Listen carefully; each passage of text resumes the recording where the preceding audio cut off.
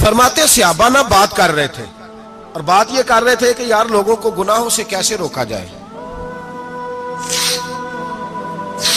لوگوں کو گناہوں سے گفتگو صحابہ یہ کر رہے تھے۔ عبداللہ ابن عمر کہتے ہیں بیٹھے تھے اور جو گفتگو کر رہے تھے کہ گناہوں سے پلاننگ جی ہوتی تھی، ان کی جو محفلیں ہوتی تھی نا بیٹھ کے، وہ خوش گپیاں نہیں ہوتی تھی بلکہ وہ تبلیغ کی، جد و جہد کی، لوگوں کو برائی سے منع کرنے کے لیے بیٹھتے تھے، اس پر منصوبہ بندی کرتے تھے، پلان کرتے تھے، آگے ترتیب دیتے تھے۔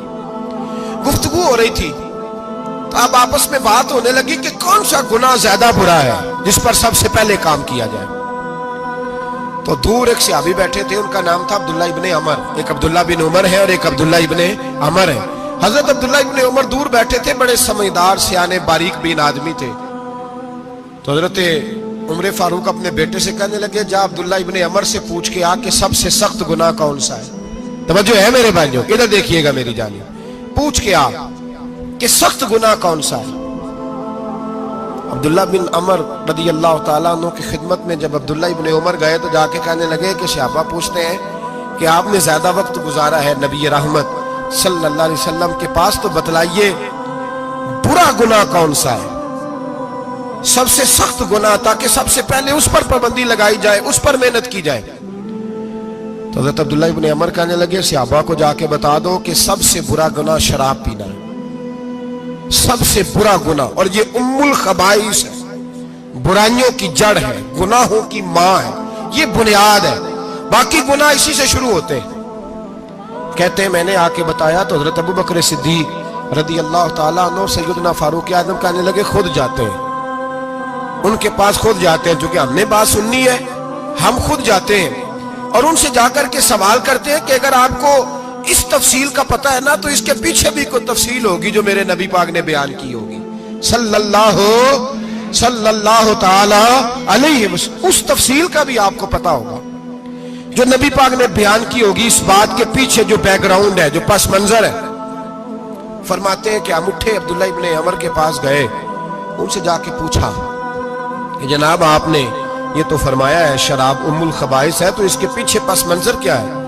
تو عبداللہ ابن عمر کہنے لگے یہ میں نے اپنے پاس سے نہیں کہا، یہ میں نے نبی پاک سے سنا ہوا ہے۔ حضور سید عالم صلی اللہ علیہ وسلم بیٹھے تھے تو حضور نے فرمایا شراب یہ نشہ، یہ برائیوں کی ماں ہے۔ اور پھر حضور نے ایک مثال بیان فرمائی، نبی رحمت علیہ السلام نے فرمایا بنی اسرائیل کا ایک واقعہ ہے، ایک خوبصورت جوان تھا، ایک عورت کا دل آ گیا اس پر۔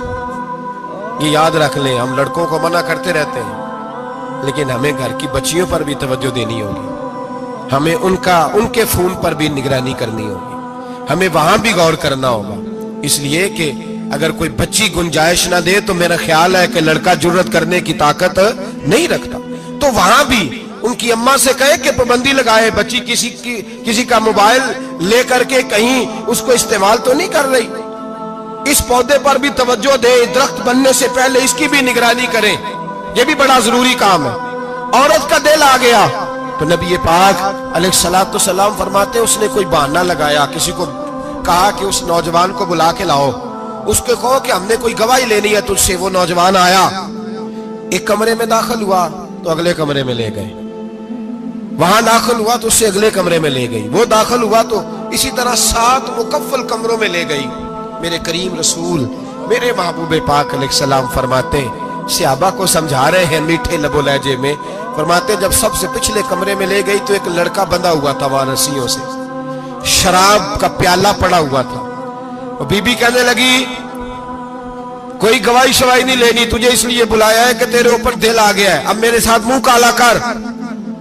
تو وہ جوان کہنے لگا نہیں، میں نے اپنے نفس کو پاک رکھا ہوا ہے، میری نظر بھی پاک ہے، دل بھی پاک ہے، اور اس کی برکت یہ ہے کہ رب نے میری روح کو بھی پاک رکھا ہوا ہے، تو میں یہ حرکت نہیں کر سکتا۔ پاک لوگ پلید کاموں کی جانب توجہ نہیں کرتے، میں یہ حرکت نہیں کر سکتا۔ اقبال نے اپنے بیٹے کو دعا دی تھی، اس نے کہا تھا حیا باقی نہیں ہے زمانے کی آنکھ میں، خدا کرے کہ رہے تیری جوانی بے داغ، خدا کرے کہ رہے تیری جوانی بے داغ۔ کہا میرے ساتھ منہ کالا کر، اس نے کہا میں نہیں کرتا۔ کہنے لگی چل پھر اس کو قتل کر، اس کو میں نے باندھا ہوا۔ اس نے کہا میں قتل کیوں کروں؟ मेरी क्या दुश्मनी है? कहा फिर शराब पियो। कहा मैं शराब भी नहीं पीता। तो कहने लगी अब तो मैंने तुझे अपने चुंगल में फांस लिया है, अब तू यहां से बच के जा नहीं सकता, और अगर तू बाहर जाएगा तो मैं शोर करूंगी, लोग जमा करूंगी, इसने मेरी इज्जत आबरू पे हाथ डाला है, तो तू बच तो नहीं सकता, एक काम तो करना पड़ेगा।